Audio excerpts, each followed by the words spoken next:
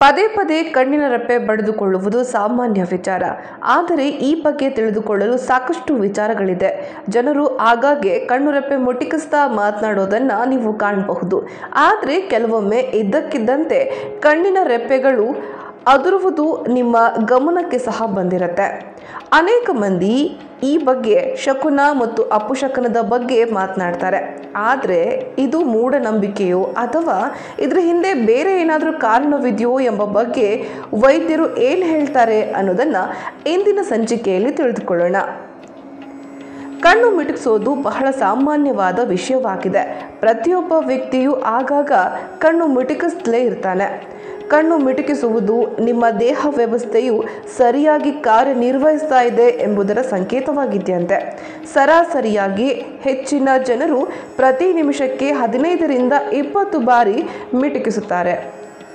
ಹಿಂದೂ ಧರ್ಮದಲ್ಲಿ ಅನೇಕ ಪುರಾತನ ನಂಬಿಕೆಗಳಿದೆ. ಇನ್ನು ಇದನ್ನು ಕೆಲವರು ಮೂಢನಂಬಿಕೆ ಅಂತಲೂ ಕೂಡ ಕರೀತಾರೆ. ಮತ್ತು ಕೆಲವರು ಇದನ್ನು ಪೂರ್ಣ ಶಕ್ತಿಯಿಂದ ನಂಬ್ತಾರೆ. ಅದರಲ್ಲಿ ಕಣ್ಣು ಅದರೋದು ಒಂದಾಗಿದೆ. ಆಗಾಗ ಕಣ್ಣು ಸೆಳೆತ ಅಂತ ಯಾರಾದರೂ ಹೇಳೋದನ್ನು ನಾವು ಕೇಳಿರಬಹುದು.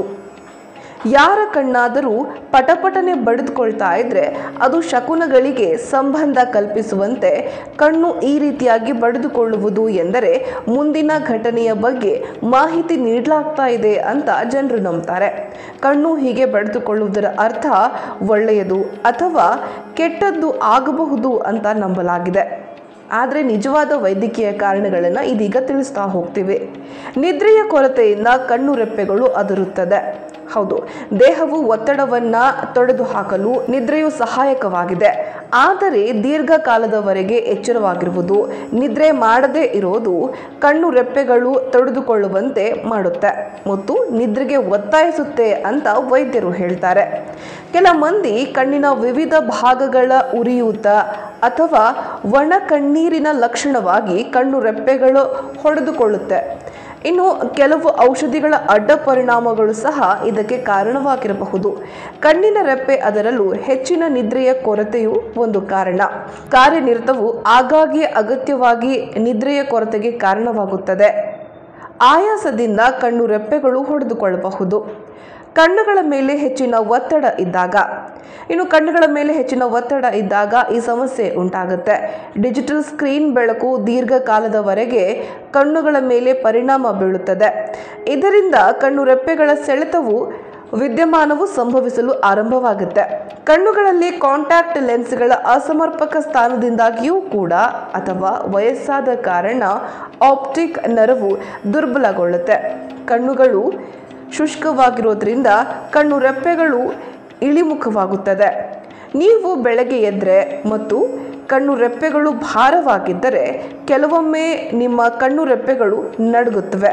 ಜೊತೆಗೆ ಕಣ್ಣುಗಳು ತುರಿಕೆ, ನಿರಂತರ ಕಣ್ಣಿನಲ್ಲಿ ನೀರು ಬರುತ್ತೆ. ಇದಲ್ಲದೆ ನಿಮ್ಮ ಮನಸ್ಸಿನಲ್ಲಿ ಉದ್ವಿಗ್ನವಿದ್ದರೆ ಅಥವಾ ನೀವು ಹೆಚ್ಚು ಸಮಯವನ್ನು ಒಂಟಿಯಾಗಿ ಕಳೆಯುತ್ತಿದ್ದರೆ ನಿಮ್ಮ ಕಣ್ಣುಗಳು ಬಡಿದುಕೊಳ್ಳುತ್ತವೆ. ಅಲರ್ಜಿಗೆ ಸಂಬಂಧಿಸಿದ ಕೆಲವು ಸಮಸ್ಯೆಗಳಿಂದ ಹೀಗಾಗುತ್ತೆ ಅಂತ ನೀವು ಅರ್ಥ ಮಾಡಿಕೊಳ್ಬೇಕು. ಹಲವರಿಗೆ ಶೀತದಿಂದ ಅಲರ್ಜಿ ಆಗಿರುತ್ತದೆ ಮತ್ತು ಕೆಲವರಿಗೆ ಆಹಾರಗಳಿಂದ ಅಲರ್ಜಿ ಆಗುತ್ತದೆ. ನೀವು ರೆನಿಟಿಕ್ ಹೊಂದಿದ್ದರೂ ಸಹ ಇದು ಸಂಭವಿಸಬಹುದು. ಈ ಎಲ್ಲವೂ ಕೂಡ ಕಣ್ಣು ಬಡಿದುಕೊಳ್ಳೋದಕ್ಕೆ ಮುಖ್ಯವಾದ ಕಾರಣ ಅಂತ ವೈದ್ಯಕೀಯ ಲೋಕ ಹೇಳುತ್ತೆ. ಈ ಬಗ್ಗೆ ನಿಮಗೆ ಮುಂಚೆ ಗೊತ್ತಿತ್ತಾ ಅನ್ನೋದನ್ನು ಕಾಮೆಂಟ್ ಮಾಡಿ ತಿಳಿಸಿ.